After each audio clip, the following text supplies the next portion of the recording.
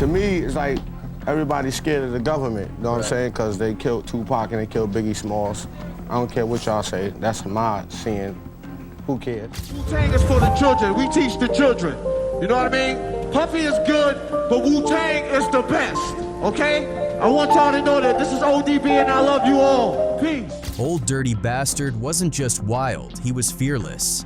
Long before the FBI files on Wu-Tang surfaced, ODB openly talked about the government surveillance on him. Special cuts on the 27 cuts on the CIA killed me. Headlines painted him as a criminal, yet his contradictions made him unforgettable. A rebel the feds labeled dangerous, but a hero his people remembered. As Raekwon and Ghostface once said, ODB was the soul of Wu-Tang, unpredictable, unfiltered, and unafraid. He was everything, yo. Yeah. He gave me my soul. So why did the feds want him to be seen as a murderer?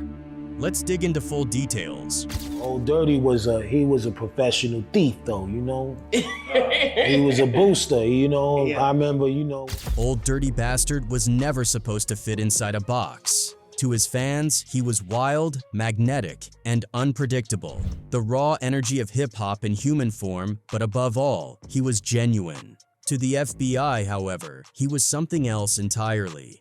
In a heavily redacted 90-plus page file released to the public years after his death, ODB was painted as a violent criminal tied to operations, gang wars, and even murder. It was a portrait designed to convince the public that he wasn't just a wild rapper, but a dangerous figure who needed to be watched, silenced, or erased.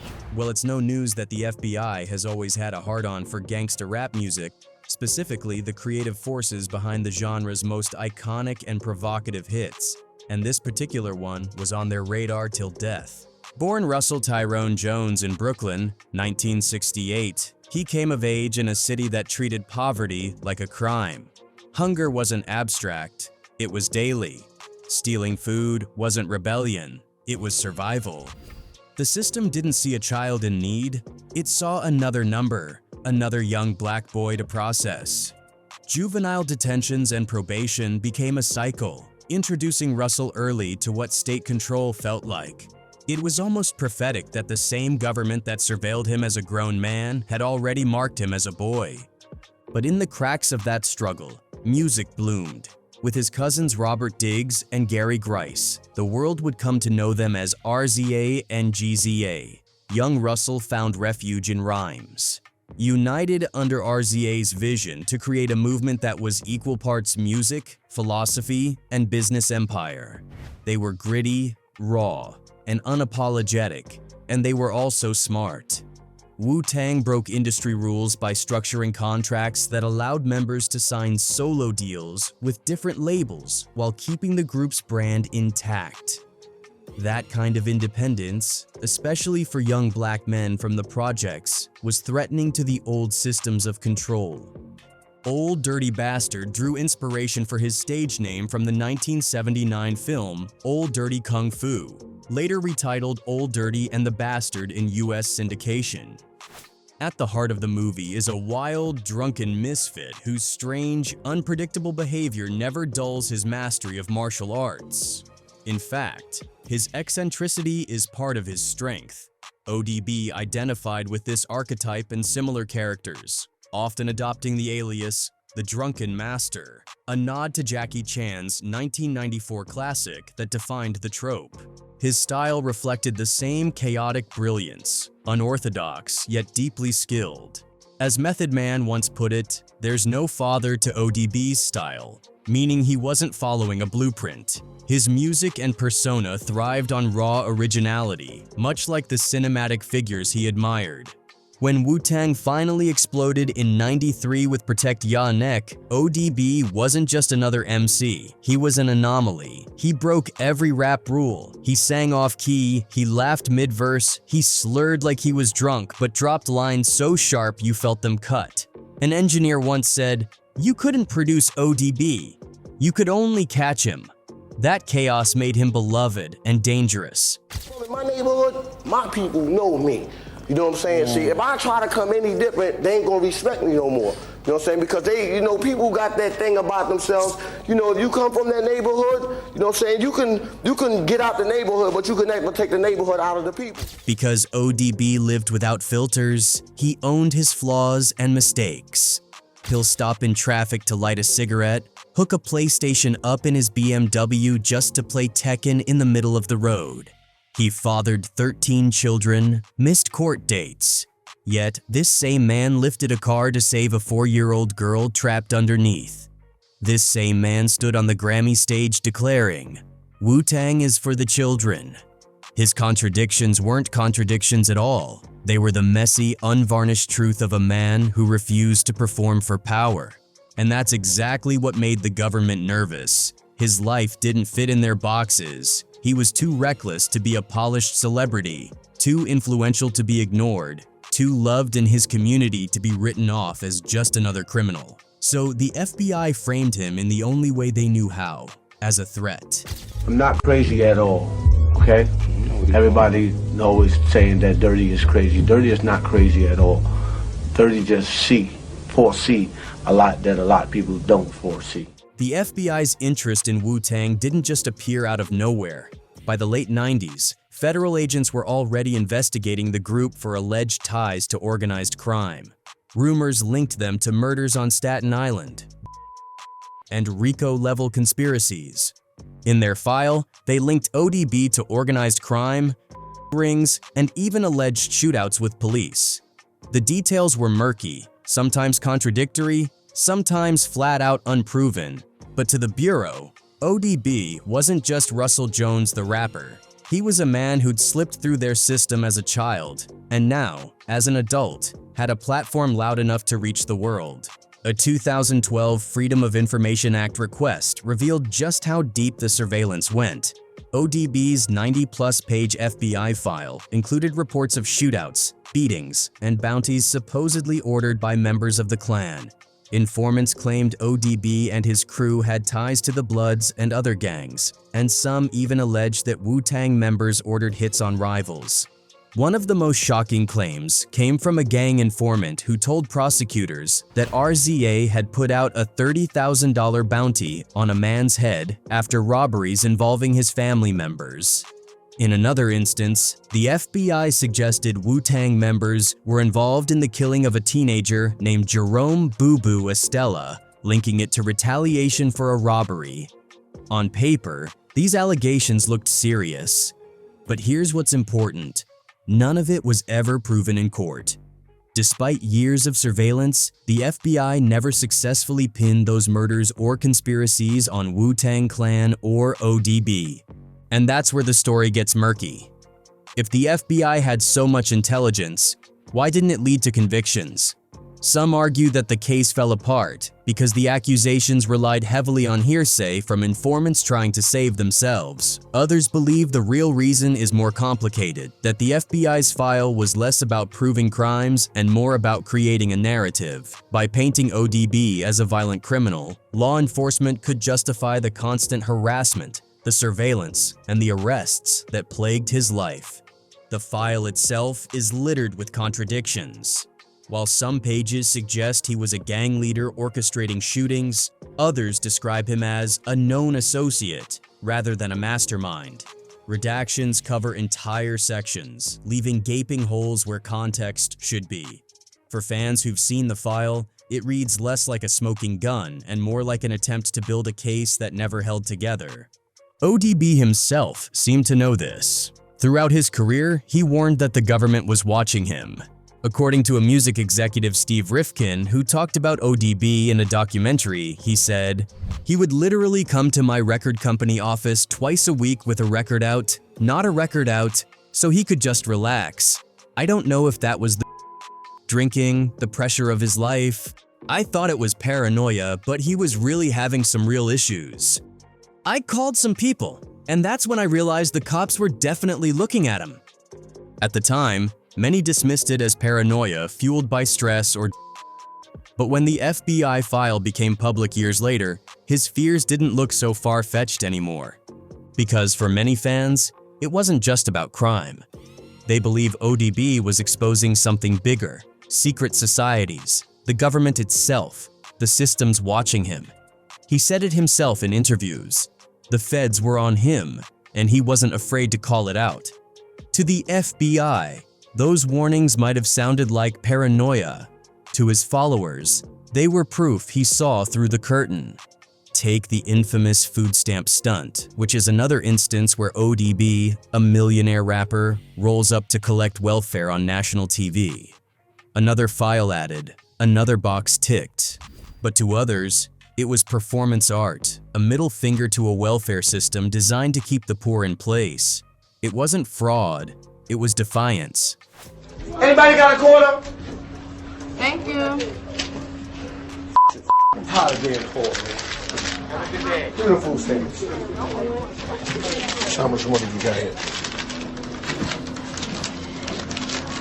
All right, we good to go. Come on. Come on. And then there's the deeper truth. ODB was a black man from the projects who turned himself into a legend.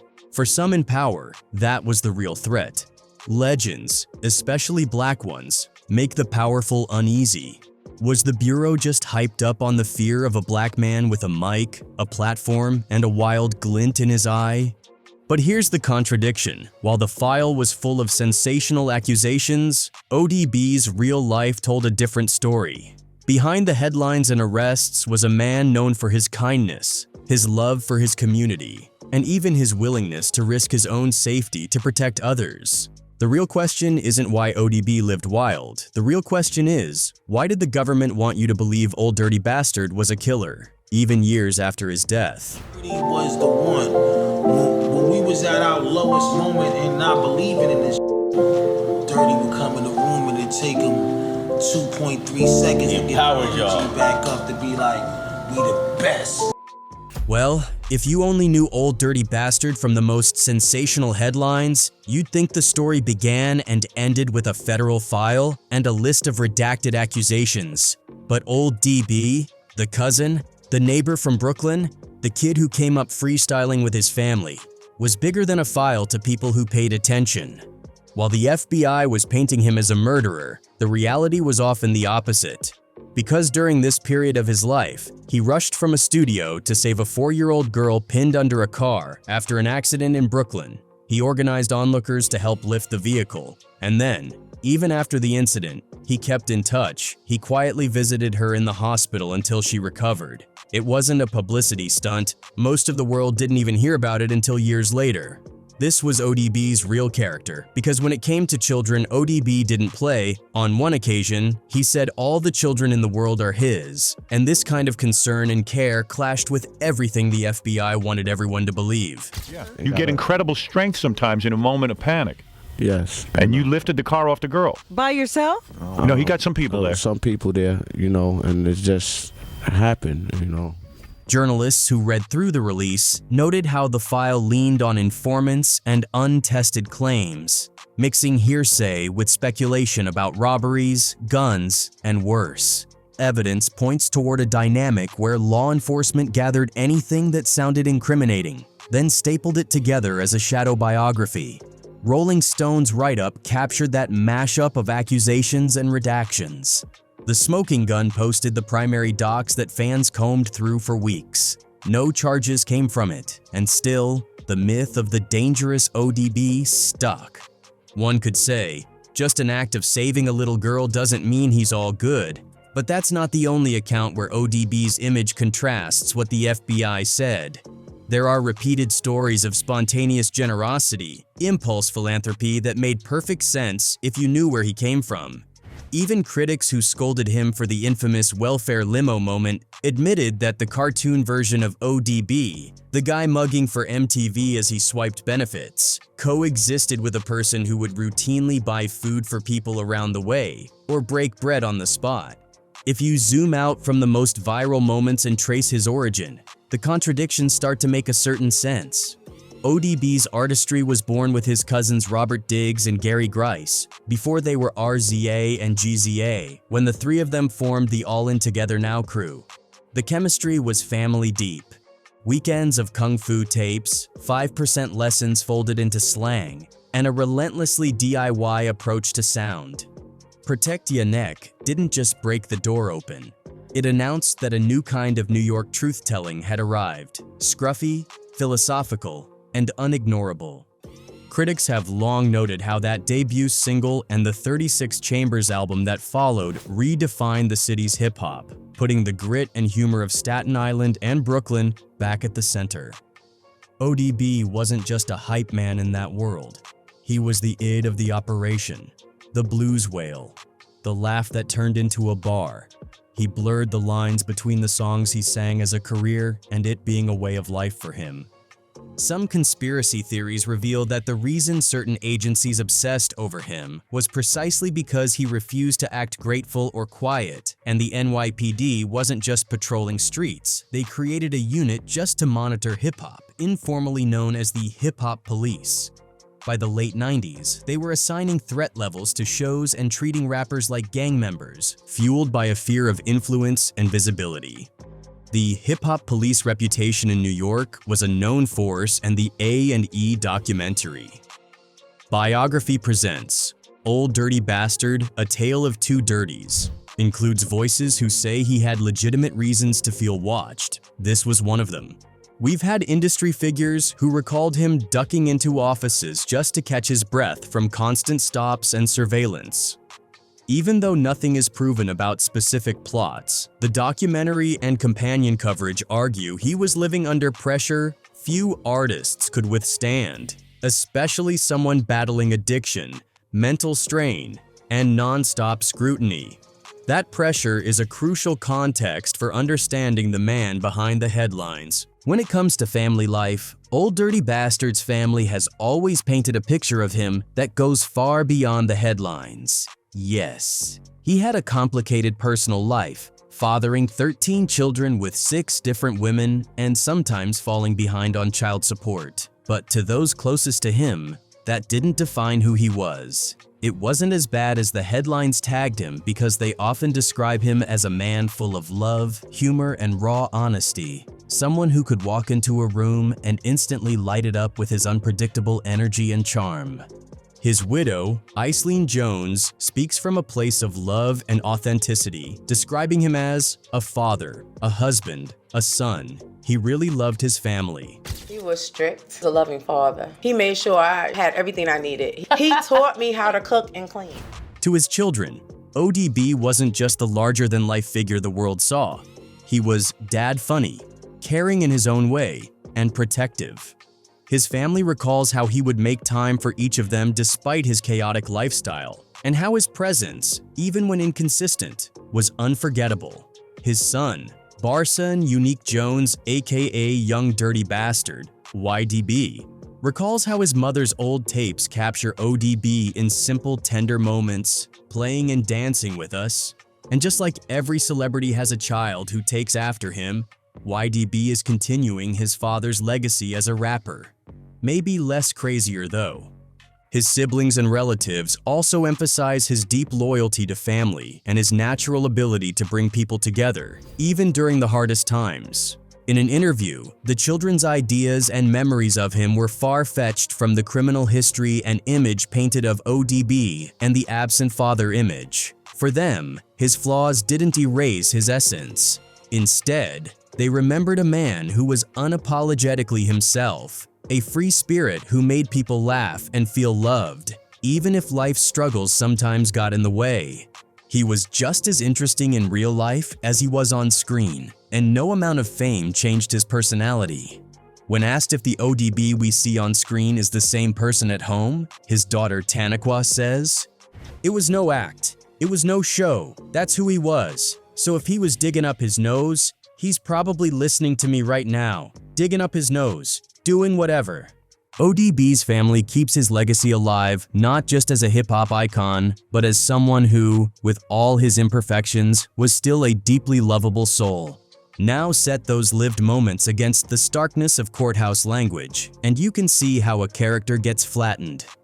In 2014, news reports about a Staten Island case referenced a defense lawyer waving at federal paperwork and hinting that authorities believed some Wu-Tang members condoned or ordered violence. Allegations that pulled in names like RZA and Raekwon through a chain of informant claims, gossip, and grievance. Reporters at the Staten Island Advance and New York Daily News explained how the defense team tried to pry loose more government records, arguing they might show alternative suspects or motivations. Evidence points toward a familiar pattern.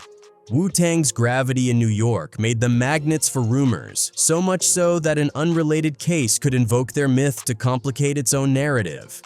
Meanwhile, prosecutors said nothing in any file actually exonerated the defendants in question. In other words, the paperwork ballooned the legend without changing the facts. Here's the tension fans still talk about: the file's aura versus the person in the hospital room visiting an injured child, the rumor mill versus the neighbor who quietly picked up the tab. When you watch early interviews or flip through coverage of Wu-Tang's rise, you see how ODB's background primed him to be both the jester and the guardian. The cousin-built creative ecosystem, the 5% cadence, those were ingredients for an artist who took spiritual ideas and bent them into jokes, yelps, and nursery rhyme hooks. It made him unpredictable on stage and deeply attentive offstage. That duality doesn't clear him of every bad decision. It does, however, complicate any simple label. So when you hear the phrase, "the FBI had a 90-page file on Wu-Tang members ODB," hold it next to the image of a studio door flying open, a crowd heaving a car, and a rapper crouched low telling a scared kid she was going to be okay. Hold it next to the image of him peeling off bills for folks who needed it, or turning a chaotic day into groceries for a whole corner. Then decide which version of the man seems truer to the people who knew him, to the neighborhoods he came from, and to the history that outlives every rumor.